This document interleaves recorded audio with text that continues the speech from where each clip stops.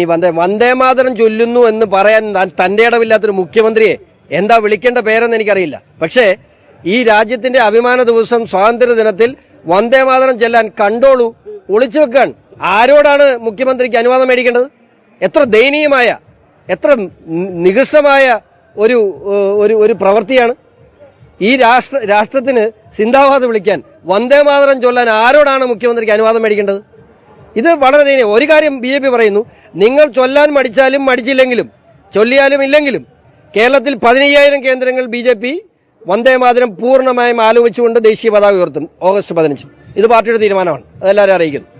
അതിനുശേഷം ഈ സർക്കാരിന്റെ തീരുമാനം മറിച്ചാണെങ്കിൽ മറ്റേതെങ്കിലും തരത്തിലുള്ള കൂടിയാലോചനകൾ BJP നടത്തും? അല്ല, തീർച്ചയായിട്ടും ഓഗസ്റ്റ് 15 എല്ലാ ജില്ലാ കേന്ദ്രങ്ങളിലും BJP വന്ദേമാതരം പാടും. എല്ലാ ജില്ലാ കേന്ദ്രങ്ങളിലും എല്ലാ ബൂത്തുകളിലും. അങ്ങനെ 15,000 കേന്ദ്രങ്ങളിലാണ് BJP ഈ പരിപാടി പ്ലാൻ ചെയ്തിട്ടുള്ളത്.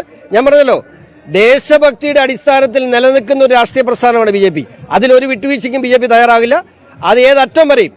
അവർ പാടാതിരിക്കാനാണ് ശ്രമിക്കുന്നതെങ്കിൽ പാടിക്കാൻ ഞങ്ങൾക്കറിയാം. അത് ഇന്ന് പാർലമെന്റിൽ എല്ലാവരും കണ്ടിട്ടുണ്ടാവും. അതുകൊണ്ട് വളരെ വൃത്തിയായിട്ട് എഴുന്നേറ്റ് നിന്ന് വന്ദേമാതരം പാടുന്ന കേട്ടായിരുന്നല്ലോ. അതുകൊണ്ട് ഈ രാജ്യത്തിന് വിരുദ്ധമായ നിലപാടുകളുമായി കോൺഗ്രസ് ഗവൺമെന്റ് മുമ്പോട്ട് പോയാൽ അത് പൊതുസമൂഹത്തിനോടൊപ്പം ജനകീയ പ്രക്ഷോഭമാക്കി നമ്മൾ മാറ്റും. ഒരു സംശയം വേണ്ട.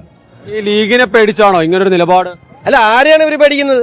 ഞാൻ താനൂർ റെയിൽവേ സ്റ്റേഷൻ 10 കോടി രൂപയ്ക്കടുത്ത് നരേന്ദ്രമോദി സർക്കാർ നവീകരിച്ച റെയിൽവേ സ്റ്റേഷനാണ്. അവിടെ വന്ദേമാതരം പാടാൻ പറ്റില്ല, അവിടെ വിളക്ക് കത്തിക്കാൻ പറ്റില്ല. എന്താണ് ഇത്? ഭാരതത്തിന്റെ സംസ്കാരമല്ലേ?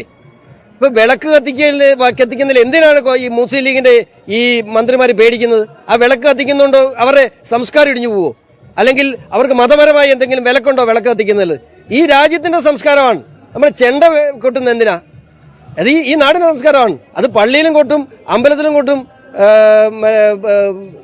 മുസ്ലിം പള്ളിയിലും കൊട്ടും. അത് ആഘോഷങ്ങൾക്കെല്ലാം നമ്മൾ ചെയ്യും. ഇത് ഒരു വിളക്ക് കത്തിക്കുക ഐശ്വര്യമാണ്, ദീപമാണ്.